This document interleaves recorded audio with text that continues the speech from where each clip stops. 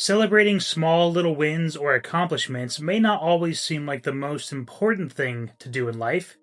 At least that's what I used to think. But it's actually incredibly beneficial and even a healthy practice to acknowledge your successes. Which is a little funny to me because I didn't always value this. And if you've watched this channel for any length of time, then you've probably figured out that a lot of my opinions have changed after being chronically ill. It's really just amazing how humbling it can be to be sick for a few years. It really kind of changes your perspective on life. But you see, I grew up at the beginning of what you might call the participation trophy generation. You know, that generation where we started giving trophies to any kid regardless of whether or not they put in any effort or if they were even good at the activity? That generation. The ones who say it doesn't matter as long as you're having fun. And to be clear, I'm not saying that it's bad to focus on having fun over winning. I actually think that's very healthy. But on the flip side, I don't think it's healthy to give kids or people in general a false sense of accomplishment if they did not actually achieve or perform, or more importantly, if they didn't put in any tiny lick of effort into what they were doing. If one kid clearly puts in more work, tries harder, and performed at his best, that kid deserves to be recognized for that. And then the other kids see that if they want the same recognition, they need to get better or find something that they are good at, where the recognition is actually earned and deserved. And so after growing up in that kind of crazy world, I feel like I probably moved in the opposite direction. Probably a little too far into the opposite direction, actually. To the point where I kind of shrugged off accomplishments, and if someone told me I did a good job on something, I just kind of, laughed it off and moved on. I didn't think it was really worth acknowledging or celebrating. But can you imagine living a whole life like this? Never giving yourself any credit for a job well done, or making it through a tough situation? That certainly isn't healthy either. Which is why I'm slowly trying to shift my mindset to a place where I am celebrating wins and accomplishments. Because there's nothing wrong about feeling accomplished or proud of something you did, as long as we don't move into the realm of overconfidence and arrogance. And one thing I find kind of funny about my current situation is that for my chronic fatigue syndrome, I'm taking a class on brain retraining, where there's basically a bunch of different mental exercises they have you perform to reassure your nervous system that you are safe. And one of those exercises is celebrating wins and accomplishments. And in the case of chronic fatigue syndrome, those accomplishments often seem kind of laughable to an outside perspective. Meaning, you might applaud yourself and give yourself credit because you cleaned out a drawer in the kitchen. Something that historically you would look at and say, that doesn't deserve any recognition. That's just like a daily task that you should be doing, is cleaning the house. But I'm learning with chronic fatigue syndrome, I have to celebrate the small wins because I can't do much some days. And so it's kind of this weird retraining of my mindset and my brain and how I look at things. And so I'm in a place right now where I'm trying to learn to recognize and to award myself and be proud of the small accomplishments that I do. Because it is important for us to hear those things and to be proud of what we've done. Now, all of this may sound kind of silly at first, but there's actually scientific evidence that backs the importance of acknowledging your own accomplishments. And basically the best way I think I can sum it up is that your nervous system and your body, they are always listening to what you are saying. And our thoughts can actually very directly affect our body. Meaning if you constantly beat yourself down, tell yourself you're not good enough, or that you didn't do as good as you had hoped, well, guess what? When you say all that stuff, your nervous system is listening. So even if you think this sounds crazy, there is some truth to it. According to Dr. John Sword, he says, when we speak or think, our body is listening. Every thought releases chemicals in the brain called neuropeptides. These chemicals, along with electrical charges, stimulate the hypothalamus, an important part of the brain. Every thought we think influences millions of atoms, molecules, and cells throughout the body. And this is just one statement from one doctor, because there continues to be more and more research coming out about just how important and how deep the connection is between mind and body. And it seems to be a general consensus that this mind-body connection is something that has greatly been overlooked in modern science. And quite frankly, we may not call this conversation modern science, because if we go back a couple thousand years, several thousand years for that matter, pretty much every religion and ancient people group, they had some kind of understanding that the mind and the body were connected. Whether it's through prayer or fasting or some kind of ritual or meditation, there were so many different cultures and religions that understood that the mind directly affected the body.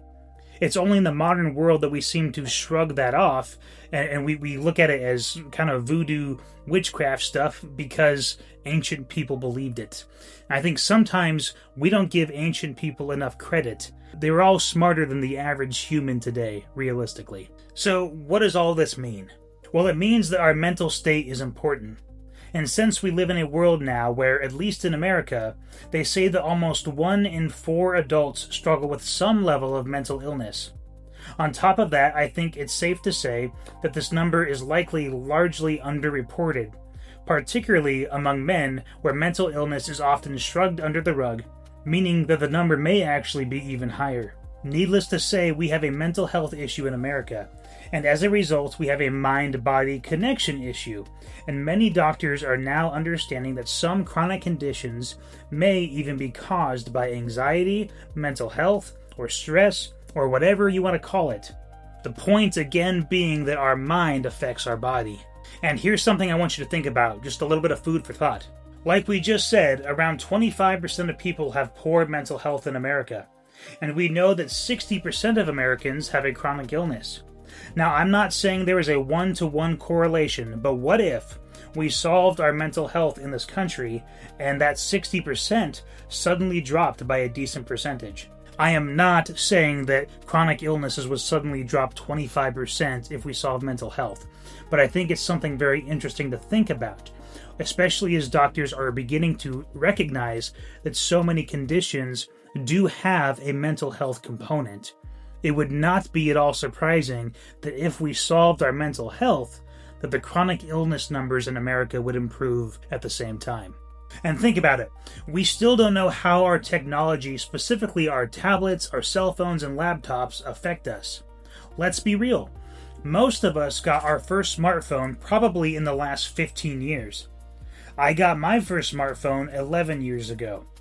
Do we really even know how these might be hurting our mental health and as a result, hurting our physical health? Now, I just threw out a bunch of information, and you might be wondering how all of this ties into celebrating wins. Well, I'm getting to that now.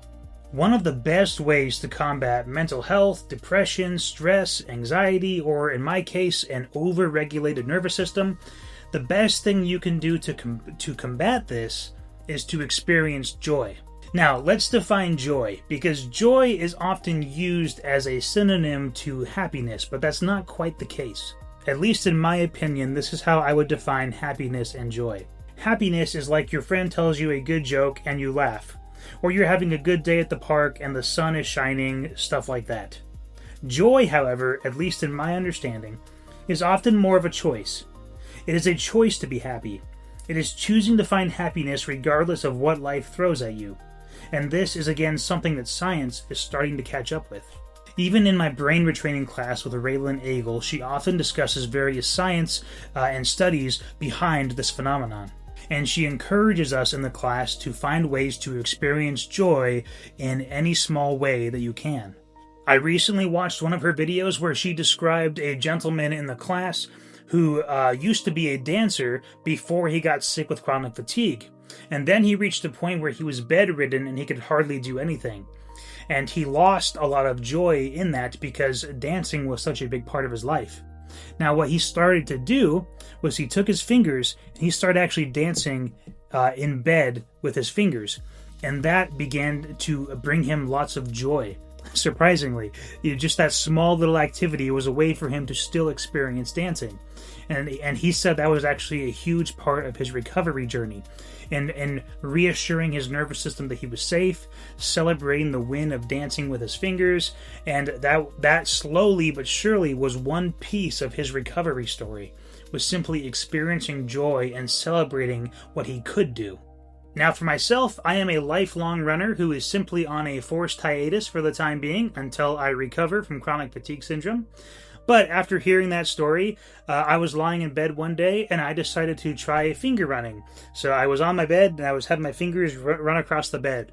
I will say it didn't quite do it for me. I'm glad it worked for the other guy, but it didn't really bring me joy.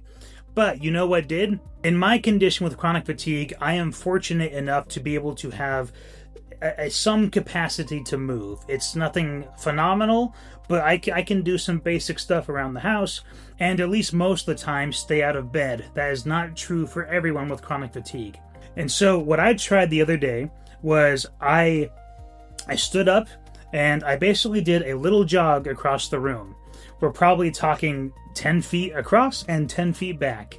And that simple little jog brought such a big smile to my face. I was so excited to experience that small glimpse and taste of running for the first time in years. And it's those little things that I think ultimately help bring us joy, and they help bring us back to a place where our body can heal and be happy. And I think we underestimate just how much our emotions and our mind play into all this stuff.